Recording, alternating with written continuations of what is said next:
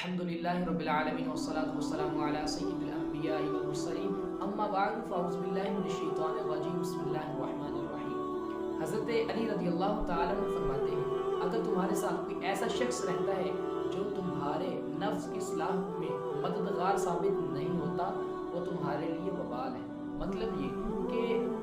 امر بالمعروف والنہی عن المنکر، یعنی نہ وہ نیکی کا حکم دیتا ہے نہ برائی سے منع کرتا ہے۔ میں یہی کہوں گا اگر کوئی آپ کے ساتھ ایسا دوست یا احباب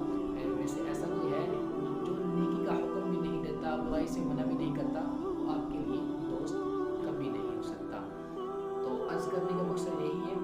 آپ ایسے لوگوں کو دوست بنائیں کہ جو مرنے کے بعد آپ کے لیے دعا کر سکے، فاتحہ خوانی کر سکے، آپ کے لیے ہاتھ اٹھا کر پھر دوسروں کو کہیں کہ سر میرے دوست کے لیے دعا کر دیں، وہ دنیا سے چلا گیا ہے۔ ہاں اگر ایسا نہ بھی کر سکے لیکن اتنا ضرور کہوں گا کہ اپنی قابلیت ایسی ہو، آپ کا کردار و رفتار ایسا ہو کہ لوگ مرنے کے بعد آپ کے لیے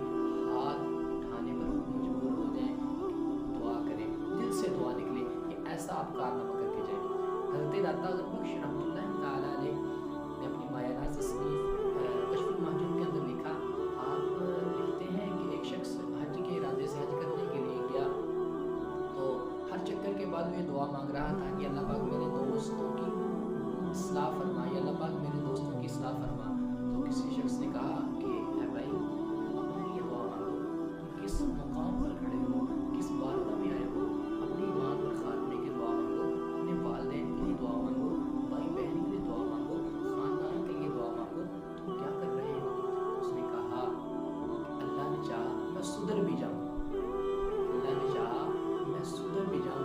لیکن جب میں واپس اپنے گھر جاؤں گا تو وہی دوست میرے ساتھ ہوں گے۔ مطلب یہ کہ اگر ان کی اصلاح ہو گئی، وہ سدھر گئے، تو جب میں ان کی صحبت میں بیٹھوں گا تو میں بھی بہتر سے بہتر ہوتا چلا جاؤں گا۔ لیکن اگر میری صحبت، کیونکہ آج کے دور کے اندر صحبت بہت میٹر رکھتی ہے، اگر میں وہاں جاؤں گا تو پھر ان جیسا ہو جاؤں گا۔ وہ کہتے ہیں نا خربوزے کو دیکھ کر خربوزہ رنگ پکڑ لیتا ہے، اس طرح ایک باپ تھا، اس کا ایک بیٹا تھا، تو اس نے اپنے